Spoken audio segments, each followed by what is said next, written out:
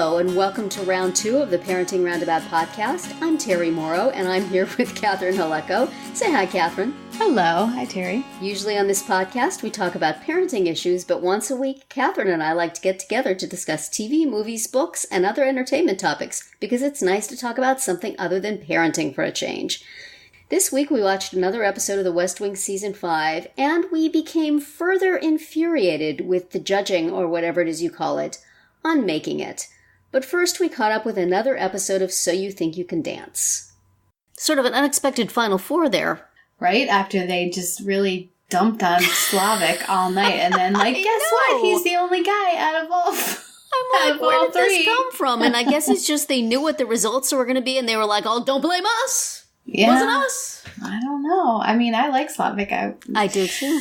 And I thought he seemed no more out of the moment in the dances than anybody else. With everybody, I saw moments where they were counting or they were not quite sure what to do because you give these kids too much choreography. Right. They had 4 different dances. It's really necessary, you know? So I thought that they all kind of did. Why they picked on him for it, I don't know. I thought his thing with Yaya was just fine. I didn't see him being out of it, and I thought that the other 2 did a little bit, so I don't know what that was all about. Yeah. But I noticed I went on the previously.tv message boards just for a second, and already it was all, they sent the 2 black guys home, it's racist, America is racist. So maybe this was just the show's way of going, not us. Oh, wow. Okay. Don't blame us, it's America. Yeah, I mean, I like all 3 guys, so yeah, I was... Yeah. Gonna be okay with anything, really. Yeah, so. I think they should have maybe done 2 and 2, but I suppose if the voting didn't do it that way, I was surprised when they didn't dismiss Genesee after Hana Lee got her call. So that sort of was like, well, this is weird. That must have been why Genesee was up there weeping before she found out, because she must have thought, well, that's it, you know. There's already 2 girls, so it's over for me. Right. It was very weird. I don't know. And I like Slavic just fine, but I think nobody would have been too surprised if he had not made it to the final, if either of the other guys had. Mm-hmm. So I don't know. I hope he can bring it next week so that it doesn't look like a travesty. But I mean, I thought he was fine today. I think it's just, I've noticed this all through the competition. It seems like they just have an editorial meeting before each episode and say, okay, who's great this week and who are we going to tell is terrible? Yeah, who are we going to pick on? Mm-hmm. Cole was the last victim of that. Like, just all of a sudden, everything was, we've been telling you all these terrible things, and they really hadn't been. Yeah. So I don't know. It's I think, it's a weird compressed time thing. Mm-hmm. And so the 2 have to go home every week, and I think it's just messed everything up. But it was hard for me to pay too much attention because I was so distracted by whether Vanessa was going to pop out of that dress. She was not being the first time she had a neckline like that, she was sitting up very straight the entire time. This time she was moving, she was leaning to one side and the other. I was like, girl, there's only so much 2-sided tape can do. But she survived. She survived, as far as we know. I mean, I suppose they could have just cut away. Tuck yourself back in, Vanessa. We'll cut to Twitch. Well, what were some of your favorites from routines from the night? Well, it's easier to say which ones I did not care for. Okay. Now, Jensen and JJ got the African choreography, and Magda and Darius got the Bollywood choreography. Somebody else should have gotten the Tahitian choreography other than Jensen and JJ. Mm-hmm. Come on, really? Well, and then Nigel straight up said, well, only Tiana, the choreographer, knows if they did that right. Well, I guess that is kind of an advantage. Why are you here? Like, that was, I don't know. And then I it was really nice when JJ said, you know, this is someone else's culture, so I really want to do it justice and do it well. And then at the end, they're talking about the costume, and he's like, this, you know, everything means something. And Kat's like, it means you're going to have sore quads tomorrow. I was like, oh, come on. You know, he was trying. Yeah. He was trying, and you stepped all over it. Like, I really enjoyed JJ this week, and I really think that he should have gotten into the finals just for jumping over Kat. Yes, and that, the jazz routine that he did, the first one that he did with the All-Star, was one of my favorites of the whole night. Yes. In fact, I think it was my favorite out of the whole thing. Yeah, I thought that was really good. And I also thought of the two of them, she seemed to be out of it a little bit. Every now and then it seemed like she was missing a little something. And he seemed just completely 100% there. No, the All-Star. Mm-hmm. Yeah. So, that was very cute. I really liked that. And you know what? I liked Slavik and Yaya's thing. I was glad to see her back again. And I thought theirs was kind of fun and interesting. And, they kept saying it wasn't quite in his wheelhouse. And it's like, why does everybody get something that is exactly precisely in their wheelhouse for this all-star thing except him? I guess it's just because his thing is unchoreographed. Right. Yeah, I guess. But, I don't know. Yeah, I liked it. Yeah, I certainly did not like Genesee with the pantyhose mask. I hated that. That was like checklist of things Terri doesn't like in contemporaries. Oh, creepy! No, thank you. As soon as they said the mask, I'm like, oh, I'm not gonna like this. And all I can think of is how much spit gets on those masks. How disgusting must those be? Spit and sweat and. Genesee did say they went through like 20 of them, right? That it wasn't, they're not using the same one more than once. They didn't keep using the same Please. It's just distressing. And yes, I just didn't like the didn't like the dance. I didn't like the costumes. I didn't like the masks. I didn't like the message. No. So you think you could just dance? Could you just dance? I don't know. I think we've had that quote before. I think we have. It's a recurring theme. Yes. So, that wasn't one of my faves. And one thing I haven't mentioned, I don't think in any of this, but I think I enjoy having Twitch as a judge. Mm-hmm. Or as a judge, I guess we should say. He's enjoyable as a judge. Yes. Generally has something constructive to say. Yes, even if he was picking on Slavik. Everybody was picking on Slavik. It was Pick on Slavik Day. There was a poster up in the office. Just to remind everybody, this is who we're going after this week. Today's target is... Yes, exactly. Yeah, that was heavy-handed. I hate it when the all-girls dance they did at the end. Mm-hmm. I don't like it when they have so much... and it seems like this has been on a lot of the girl dances. They have so much costume on that it's a little difficult to see who's who from the long shots. Mm-hmm. If you really concentrate, you can... I mean, obviously, Hanali is the tiny one, but... Yeah. It's just... Right, and the guys got, very simple, no crazy makeup, just themselves and very plain... shirt and pants, just let them dance. Right. And that opening number, I mean, I appreciated it was a happy number and not tortured, but I am pleased to see that a dance step where you're upside down with your skirt around your waist, flapping your legs, doesn't even look good on skinny, toned dancer girls.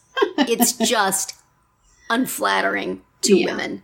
Yeah. Stop that. It's like, my legs would go like that too. Ooh. Right, we can all do that, but do you really want us to? Yes, that was not a good look.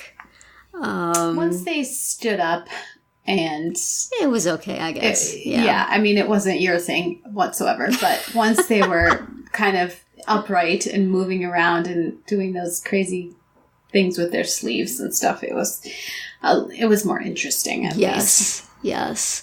I was enjoying the visit with the Arnold girls at home there when she was talking about Lindsay being her mentor. Yes. And it's I notice with Jensen, as I do with Lindsay, how incredibly different they look without makeup than with. Oh, yeah. They're just like an entirely different person. Without makeup, they just kind of look like goofy, goofy outdoor girls. Yeah. And then they put the makeup on, they just look like completely different people. Yeah. So, I guess that's I didn't quite understand why Mom and Lindsay were crying. I know. The Arnold girls cry easily, apparently, and they also have a thing about bodily functions, you know? This is true. They're just... Mm-hmm. They're just down to earth, you know? That's right. I guess. Okay. So, this should be an interesting... the whole tragedy of not making the next round is fairly well offset by the fact that everybody's going on tour. So, mm-hmm. You can't feel too terrible. But really, probably... I mean, though I'm one of those who voted for Slavic, so I guess people can blame me just because I liked his dancing. Yeah, I voted for him too. Yeah, it's too bad. It's just such a quick. It's been such a quick elimination.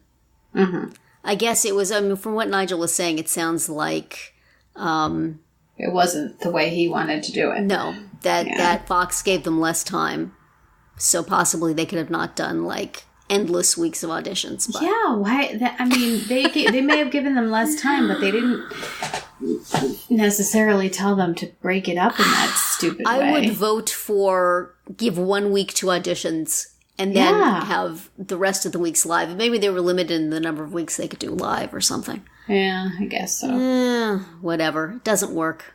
Go back to some other way, please. We'll do some of it not live. I don't know. Because it's too fast and it's too much, and possibly over the course of 10 weeks or whatever they usually have, they would have grown into being able to do so many dances in one day. But they're not there yet, I don't think. Any of them, really. You can just pick out which one you want to pick on. But it's a lot. It's really a lot. Too much. So, who is your fave at this point, then, if you have to narrow it down to one? Boy. I guess Jensen. Yeah, I think I would pick Jensen too. I like the way she dances. I like her attitude, and also just out of loyalty to Lindsay, who's one of my faves. To the Arnold family. To the Arnold family, I will give my vote. However, it's possible that I might throw Slavic some votes just because of the extremely heavy-handed U-turn of blasting him that was done tonight. For whatever reason, it was a little much. Well, from the quick steps of So You Think You Can Dance, we move to Slow News Day on the West Wing. And before we talk about this episode, I have a confession to make. I knew this would probably happen sometime in my second journey here through the West Wing, that I would start an episode and go, yeah, no. I got about 20 minutes in, and I could pretty much see the trajectory of Toby's heartbreak. And... you know, I figured I'm just going to listen to the podcast. If something gets said on the podcast that makes me want to go back and watch, I will. There wasn't. There was this line from Eli Addy, I believe, in the podcast, where he said that one of the goals of this sort of episode in season 5 is, let's try to teach people a few things. Yes. And you know what? I went to college. I read books. I learn a lot of stuff in my life. Why don't you, try to entertain me and then sneak some learning in instead of starting with the teaching? So I bailed on this episode. I did listen to the entire podcast, and it did not make me want to go back in. Perhaps something you say, Catherine. Is there something that I missed? Is there something worth going in and watching? Possibly CJ and the guy from... The cabbage guy. The cabbage guy. Possibly Donna and Rena. But... maybe I'll just fast forward to those parts, because the whole Social Security thing, I mean, they lifted a line from early West Wing with, Social Security is the third rail of American politics. You touch it, you die. Didn't Hoynes say that made Josh flee to Bartlett? Maybe. I mean, that's... Yes, it's not just line. A wet wing. It's not just a West Wing thing. You know, that's but it's offered without perspective or irony. Yeah. I don't know.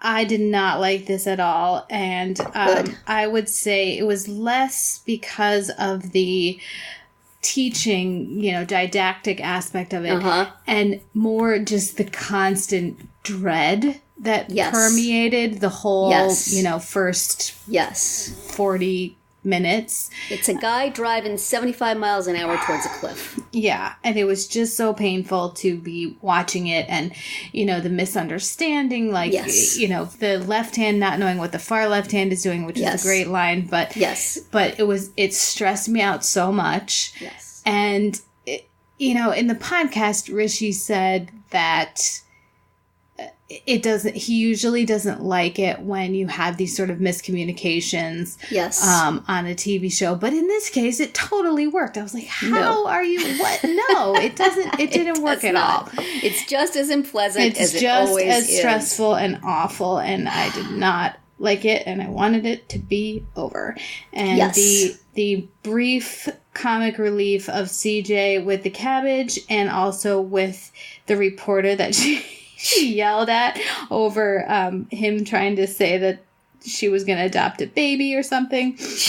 There was a funny little exchange there, but those two things were not enough to save it for me at all. I was like, please, can we be done with this? Yes. Yes. Well, that's what I was feeling, and I just stopped because I could say I saw this once. Somewhere back in the depths of history, maybe I bailed out on it then, too. But, I mean, you're pretty sure from the beginning that they are not actually going to solve the problem of Social Security. So it's unlikely this is going to go in a way that's going to leave our hearts swelling at the end. Yeah. It's just, the unpleasantness of politics. I know that politics is unpleasant. I want to watch a TV show that makes me feel hopeful about them, not that makes me feel like even people who have good intentions are going to come to some fiery end at the bottom of a cliff. Okay, well, then I'm glad you're not talking me into it, because I'm ready to shake dust off my shoes. Not talk you into it. I mean, I enjoy when they have Eli Addy on. He's got such good insight into everything, because he worked in the literal actual West Wing as well as the fictional one, so he has a unique and interesting perspective. Right. And even the woman who talked about Social Security, I was like, I never thought about that. But did not care for her. But anyway, it wasn't enough at all to save me from feeling miserable the whole time.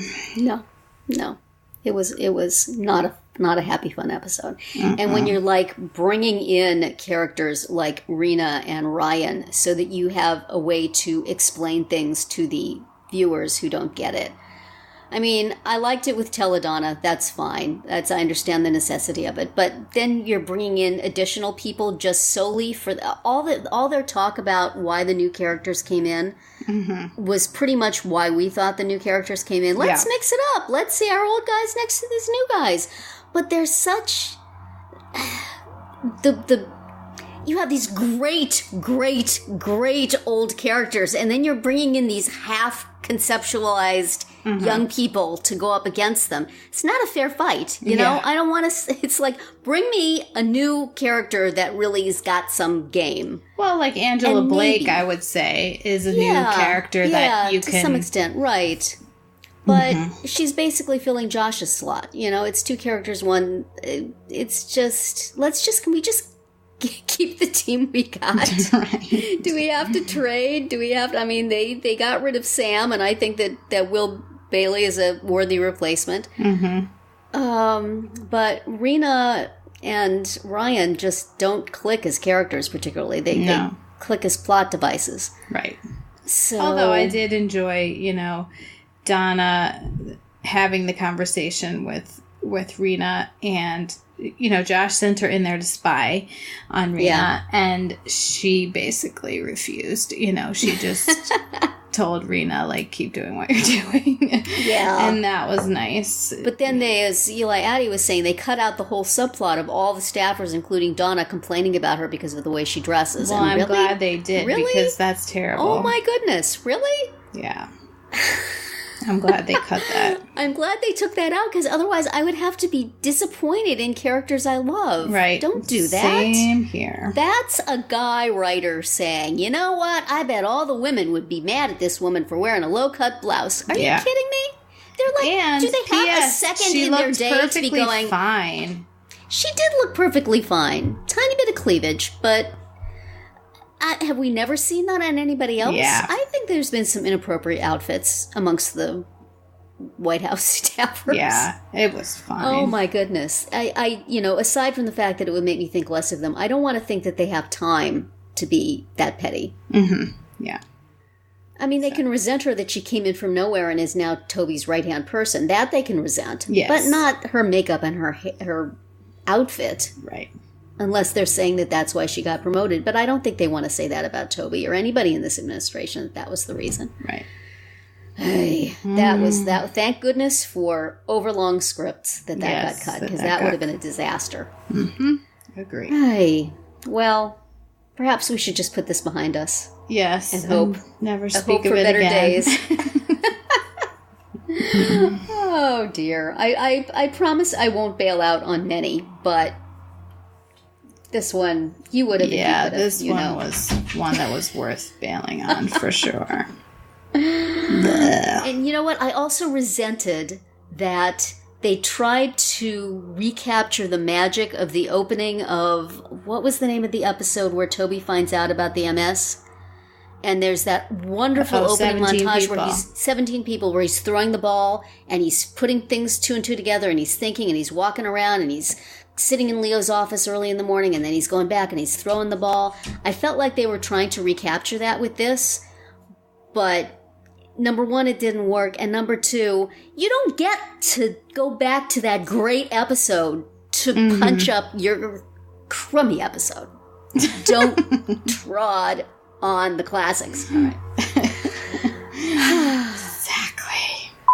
We interrupt this podcast to remind you to please consider the free Radio Public app for all your parenting roundabout listening needs. If you listen to our podcast on the app, we'll get paid a little for each listen, and more if you listen a lot. It's a great way to financially support our podcast without having to actually spend, money. Now, back to the episode. I would like to think that we can calm down, go out to the barn, have a peaceful time with making it. Our blood pressure will return to normal. We'll be calm and sweet and look at the crafts. But we're ticked off about this one too, aren't we? Yes, we are. So we're moving on to, this is, as you're listening to this, the Making It that was on last Tuesday. There will be a new one on tonight, so we will either be getting you excited for that or making you decide maybe you don't want to catch it, which would be too bad.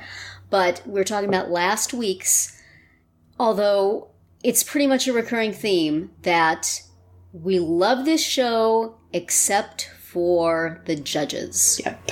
Which, if they come back next week and said, you know what, we're making a mid-course change, we're getting rid of the judges, Catherine and I would stand up by our TV sets and applaud. Mm-hmm. What the heck is with the judges? It's like... Yeah. Go ahead. No, go ahead. I was just going to say that I was very displeased with yes. the elimination, yes. especially after the way they announced it. It was such a fake out, and it really made me think... Heck? It really made me think it was going to go the way I thought it should go, which was eliminating Joe. And with her dumb, I'm sorry, but that St. Patrick's, like they even said on the thing, it looked like a school bulletin board. Yes, it's completely generic. Yeah. So they said, this person lost their creativity and they're going to have to go. And then it was not her. Yes. Honestly, I thought she thought they were talking about her because they showed her looking... I think they wanted to think that she was looking crushed for the person who did go home, but I'm pretty sure she was going, oh my gosh, how is it not my name that they're saying? Relieved that it wasn't her. Yeah. Yeah. I thought that. So yes. So Robert went home, and honestly, I did not care for Robert's design. I liked it. I haven't been that enthusiastic about him. I think you liked him maybe a little better than me. But the reasons they gave for not liking his thing were stupid. Yeah. All of a sudden, we're blaming this guy for having a chic aesthetic. Right. Number one, have they ever mentioned that before? I have no idea what they're talking about. And they could just as well have made that a plus. Mm-hmm. Well, he even said that when he was, yes. After he was eliminated, he's like, well, I'm being sent home for being too chic and sophisticated. I guess I'll take it. I mean, I feel like at any other time they could have said, I like you best because you're chic and sophisticated. But this week, surreal was good, chic and sophisticated bad. Is this completely arbitrary and random? Yeah. Simon kept from the beginning, he kept calling out, I want it to be more surreal, I want it to be more surreal. And I'm like, when did this happen? Right, when did that become a mandate? Is this a craft competition? Or is this a design competition? It's like, and if it's a design competition and surreal is the word of the day, let people know. Mm-hmm. Also, though, I don't think Simon has any frame of reference for this, a sock monster is kind of surreal. I don't think the man has ever had to worry about his socks in his life. But still, there's a certain surrealism to that thing. I liked Kiem's best just because it was so bonkers. Yeah. And because he had to stand Halloween backwards costume, yeah, and he couldn't talk. Yes, This was from the first half, the fast craft, right? Which started out as a bat and then became his dog devouring him. Yes, and with a heart, with love.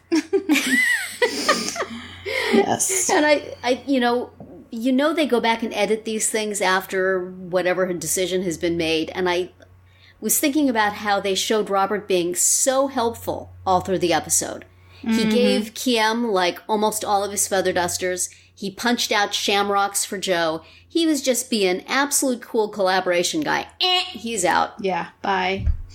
Whereas they kept giving Joe the, I think I've just lost it, I just don't know what to do interviews. So you automatically think, well, she's got to go right up to the point where they said the name. Yeah, it's clear she was going to go.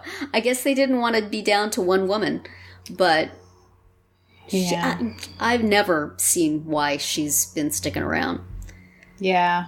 The sock monster was cute. That was a good idea. I don't understand why she had to be, like, crawling inside it. Like, why couldn't she stand up? What was that? How does that make a practical like, costume? Robert was standing up being a pie. Like, pie. That was fine. He didn't have to pretend that he didn't have any legs. I don't know why she did that. That was weird. I don't know either.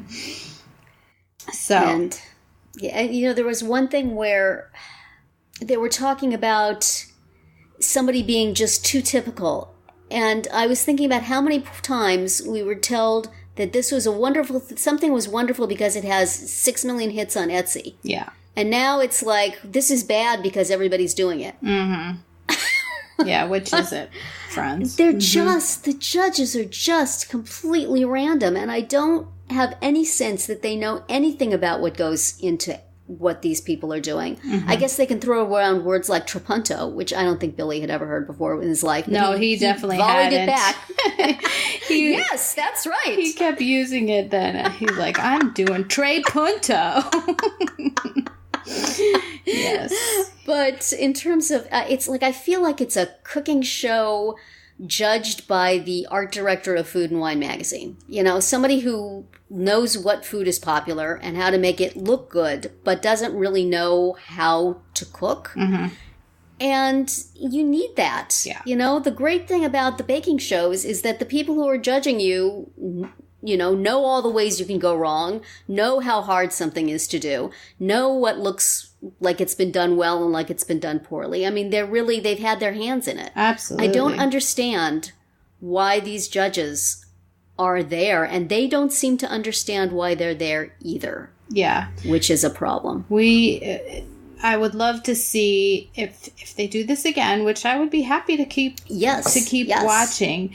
But, get some judges who know what they're doing. Get whoever wins this year to be a judge.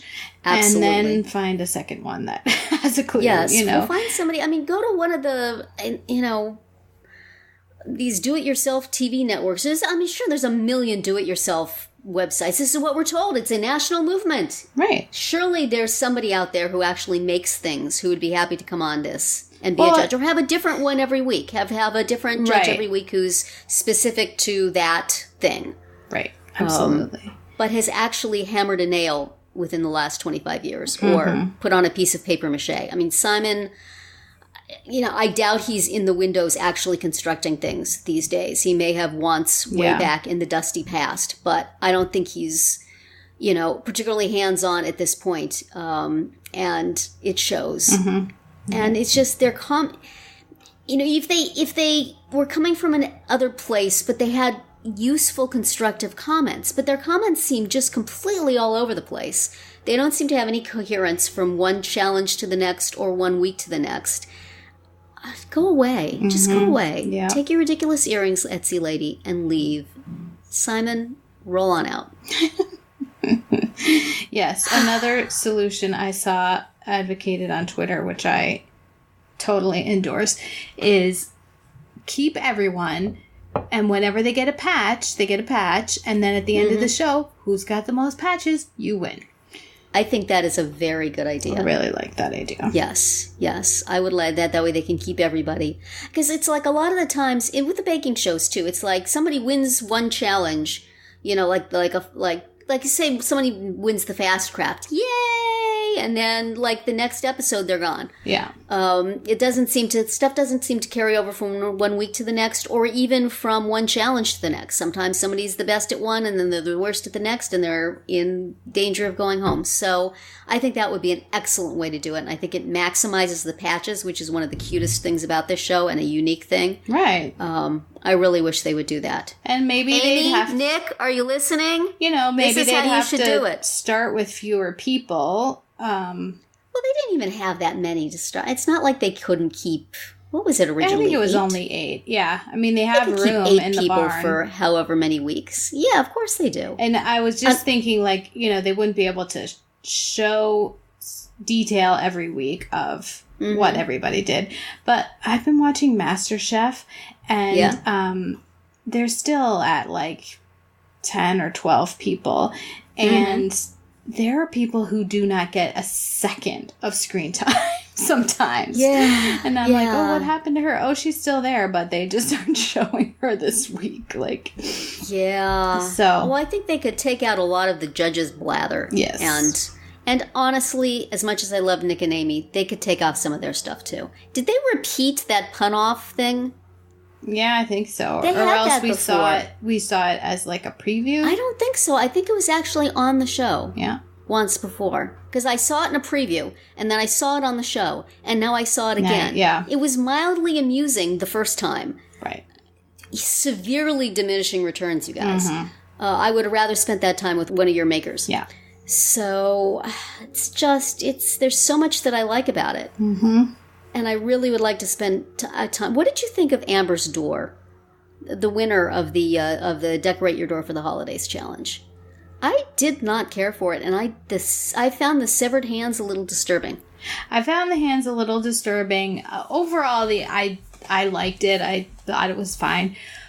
What I didn't care for was all the gushing over her diversity that she included, and that's just because she had severed hands that were in different colors, which, okay, I mean, I just felt like that wasn't even, I don't even know how conscious she was of that. It's like if I were making it and my skin was, I would want a hand that matched my own skin color. You know what I mean? Yeah.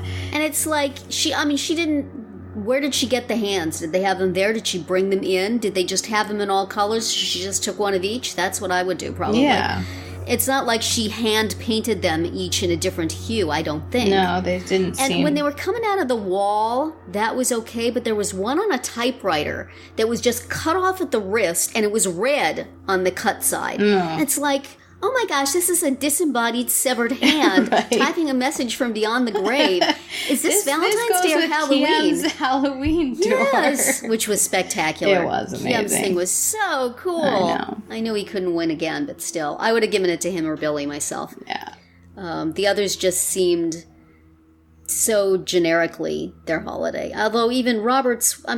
I didn't feel bad because Robert went home because I didn't really care for his door. I mean, I think he took the idea of eggs for Easter and then went off in a different direction of it with Goose That Lays the Golden Egg, which has nothing to do with Easter. So I it's just not really thought his decorated was for the holiday, man. I thought his was. You thought it was chic and sophisticated? Yeah, I thought it was sophisticated, definitely. You know, versus well, more sophisticated than Shamrock Lady, for sure. Yeah, versus the Leprechaun. Come on. But I don't feel like it was really a holiday vibe either. Yeah, I don't know. I agree. I don't know. Whereas Billy just went completely bonkers for this wrestling and 4th of July stuff. There was a lot going on there, but it wasn't typical. It wasn't Stars and Stripes, and it was something unique to him, which they 1 week they liked. Now they really don't. Well, I don't know. I guess Amber's stuff was unique to her, but oh well.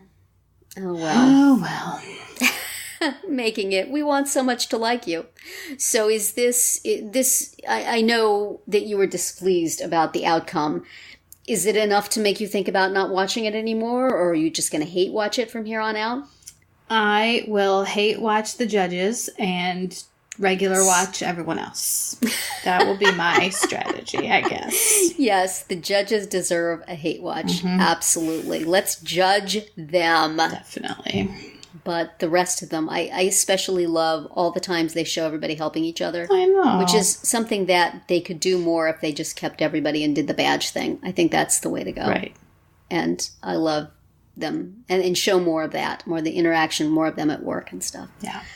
Well, we will still come back and talk next week about the one that will be airing the day this podcast drops. Right. And yes, this is another thing. When you're making the changes in your judging, how about putting it on like another night? Sunday. Sunday would be good. Excellent. The whole family can sit and watch. So next week we will be watching another episode of this, grumpily. Plus, we will be watching another episode of So You Think You Can Dance, probably also grumpily. Mm-hmm.